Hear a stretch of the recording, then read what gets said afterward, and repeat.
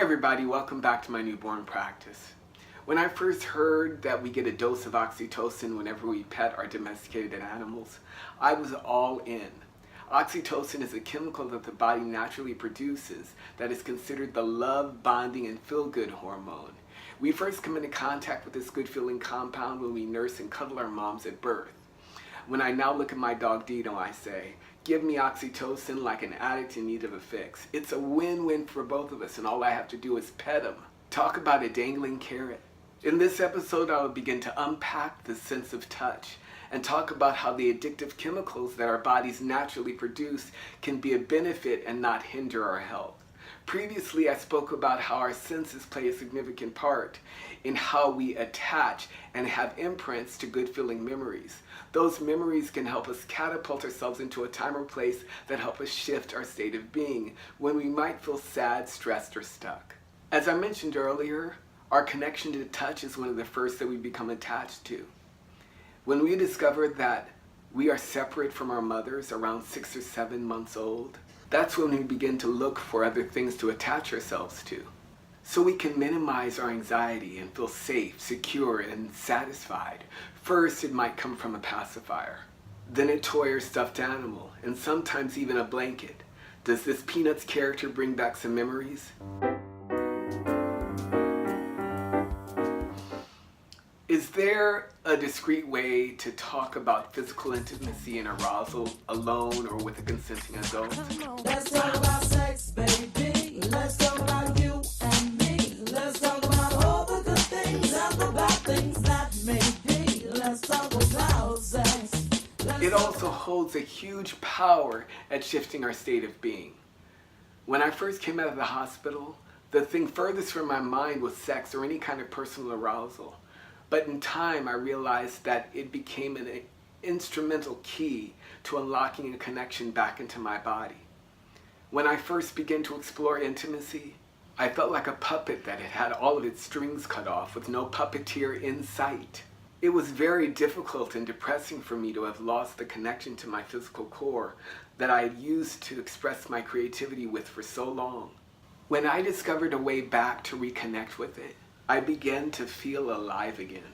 And I was able to add this as one of the tools to regaining my physical and emotional life back. I also found comfort in other inanimate objects, such as a warm blanket, my favorite chair, sweater, or t-shirt, or even holding my favorite book. What are some other things that hold an imprint of a good feeling experience that you can use to unlock a favorite memory by touching it? If something comes to mind, press pause and write it down. There are other useful chemicals that our bodies naturally produce that hold a key to elevating our mood. Serotonin and endorphins are also very helpful in shifting our state of being. Have you or someone you know ever take or contemplate taking an antidepressant? When I was having depressing and suicidal thoughts, my doctor suggested that I take an antidepressant. I said, "Are you crazy? I am the most optimistic person I know," and adamantly said, "No, it's not going to happen." But he said, some of my depressing and suicidal thoughts could be because of a physiological imbalance, and that even the most optimistic person in the world would need help after what I went through.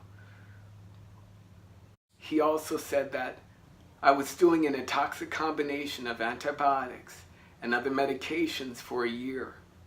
There was no way of keeping my body's natural chemistry in balance. He also pointed out that during my performing career, I was naturally stimulating myself with boosts of serotonin and endorphins daily, and because I was not doing any physical exercise for a year, my physiology had taken a severe hit. I reluctantly agreed to taking an antidepressant to assist my body in getting back on the right track with one stipulation. I told him that as soon as I felt strong enough to engage in physical exercise that would allow me to break a sweat or raise my body's temperature high enough to engage in producing beneficial amounts of serotonin and endorphins, I would wean myself off the antidepressant that he would prescribe. It took a few months, but as soon as I was able to engage in physical exercise, I was able to see and feel a significant change in my mental attitude and was able to wean myself off the antidepressant. When someone tells me that they are sad or depressed, one of the first questions that I ask is what kind of physical exercise that they are doing. Oftentimes they say none. And my first suggestion is to ask them to engage in some kind of a physical routine. I encourage everyone to touch and use your favorite machine at the gym. Take a brisk walk, a dance class, or go for a swim. Do whatever you can to get some of these beneficial feel-good chemicals in your blood. This is an addiction that has a major positive benefit to your health. So until the next time, bye for now. Hey everybody, thanks for watching that video. If you haven't joined this community yet, please subscribe to this channel and click that little bell just so that you never miss a conversation. This is a dialogue, not a monologue, so please comment below, join the discussion, and remember, life is only as good as we make it. Bye for now.